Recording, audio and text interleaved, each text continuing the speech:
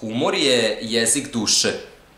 Šalimo se da bismo se zabavili, šalimo se da bismo olakšali muke, šalimo se da bismo neku dosadnu priču učinili bar malo zanimljivijom i tako dalje i tako dalje. Ali jedna činjenica koje većina ljudi nije svesna jeste da se humor može koristiti sa mnogo mračnijim ciljevima. Verovali ili ne, upravo humor jeste jedna od najprefinjenijih metoda kontrole uma. Neka imaju samo pištolje. A i da nemaju pištolje, tražit će da jedu i da piju. 1.200.000 migranta sprema se da uđe u Srbiju. Čak i ako nemaju pištolje, tražit će da jedu. Do it. Do it. Look at me. Do it. I will personally write you a campaign check now on behalf of this country, which does not want you to be president, but which badly wants you to run. Are anti-abortion, which means they're anti-woman. If these people were actually pro-life, they would be fighting hard for health care, child care. You've called women you don't like fat pigs, dogs, slobs, and disgusting animals. Your Twitter account... Only Rosie O'Donnell. No, it wasn't.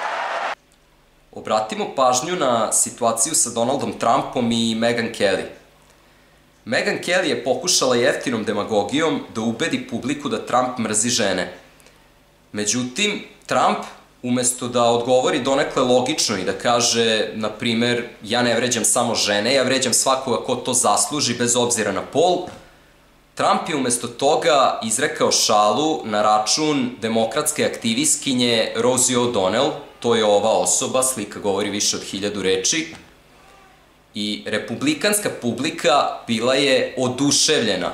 Krenuli su da se smeju i istog tog momenta Trump je kupio njihova srca. Oni su srcem bili uz Trumpa i više ih nije interesovalo šta Meghan Kelly nakon toga ima da kaže. Ostala 3 inserta jesu demonstracija formata emisije u kome se zloupotreba humora za političke svrhe dovodi do savršenstva. Tempo emisije je gotovo hipnotišuć. Šale su predstavljene u vidu kratkih rezova, previše brzih da bi gledalac ozbiljno razmislio o tome šta je upravo rečeno. I naravno, tu je smeh i negodovanje publike kako bi se gledalac, ukoliko se ne slaže sa voditeljevim stavovima, osetio kao otpadnik. I tako, iako je gospodin Nogo izneo neke smislene stavove o migrantima, Kesić ga je na izgled pokopao humorom. Ali ako malo bolje pogledamo, Kesić nije ni opovrgao jedan njegov argument, niti dao neki svoj. On je samo rekao šalu, koja nije ni toliko kvalitetna, ali nakon nje je pušten smeh publike, da bismo se mi instinktivno smejali sa njima. I na taj način, bez jednog jedinog argumenta, određeni deo publike ubeđen je da veruje onome što Kesić propagira. Zašto humor ovako utiče na nas? Zato što je smeh jedno od najprijatnijih osjećanja koja čovek može imati. Tako da, kad nam se neki politički stav servira kroz kvalitetnu komediju, mi poželimo da prihvatimo taj stav. Isto tako, kada nam se neka ideja koja je nama inače neprihvatljiva servira kroz kvalitetnu komediju, mi postajemo tolerantni prema toj ideji. I na kraju, ako se dovoljno šalimo na račun te ideje, ta ideja prestaje da nam smeta kao što je to nekada bio slučaj. Prema tome, ako želite ljude da ubedite u neku ideju, najlakši način da to učinite jeste kroz humor. If you hate gay marriage, you know what you should do? Don't marry a gay person. This country isn't yours. You don't own it. It never was. There is no real America. You don't own it. You don't own patriotism. You don't own Christianity. Naravno, humor ne može toliko drastično da utiče na ljude čija je ličnost potpuno formirana ili čiji su stavovi sušta suprotnost onih koje taj humor propagira. ali uticaće na sve ostale.